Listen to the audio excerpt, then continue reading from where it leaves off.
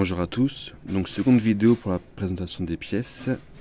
Je vais vous présenter ici rapidement le papillon de chez VMP. Donc c'est un papillon double de 69 mm pour chaque orifice. Donc c'est vraiment ce qui peut bouger. Là je vais pas le faire, pas forcer dessus. Donc 69 mm, 69 mm. Quand on prend un collecteur Cobra Jet, il est impératif, il est nécessaire de changer le papillon pour avoir un papillon de forme ovale. Il y a soit des papillons doubles, comme celui-ci, soit des papillons simples, où en gros, c'est un monoblade, d'accord? Donc il n'y aura qu'une seule lame. Moi j'ai deux lames. Pourquoi j'ai pris un double lame? Donc les simples lames, normalement, offrent plus de puissance, mais sont beaucoup plus durs à reprogrammer, à tuner. Et l'agrément de conduite, clairement, on prend un coup. J'ai toujours entendu dire que c'était très bien appuyé au plancher, mais quand on roule tranquille, quand on joue d'embrayage, ou quand on roule plus doucement, c'est beaucoup plus compliqué, il y a beaucoup plus d'à-coups. Alors que ceux-là, on peut conduire comme d'origine en fait. Il y aura beaucoup moins d'à-coups, ce sera beaucoup plus agréable à la conduite. Il y aura moins de soucis pour la reprogrammation derrière.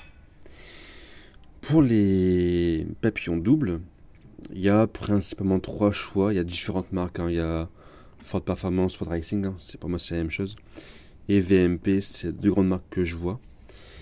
Et les Ford Racing, il y a les 65 mm. Donc 65, 65. Donc quand on prend du 65, je pense pas que ce soit nécessaire en fait vraiment de réaliser le collecteur car d'origine. Je vais prendre ça. D'origine, les entrées sont en 65. Ensuite, quand on prend le VMP en 67 mm, là ici, il faut mieux polir les entrées. Donc les entrées passeraient de 65 mm à 67 mm.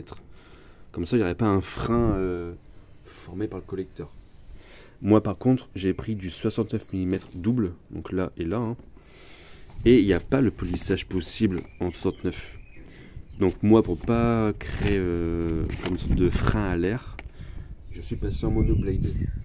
Donc de base, ça c'est ce qu'il faut faire quand on a du coup une simple lame.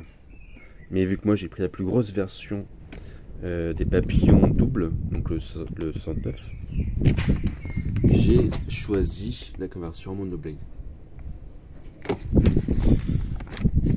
Donc encore une fois, je rappelle, c'est le seul collecteur d'admission qui va nécessiter un passage en papillon ovale. Quand on prend un collecteur de Boss, quand on prend un collecteur de 2018 pour nos véhicules, il n'y a pas besoin de changer de papillon. On peut garder celui d'origine ou un papillon rond, de forme ronde. Là, c'est le seul qui a besoin d'un papillon de forme ovale.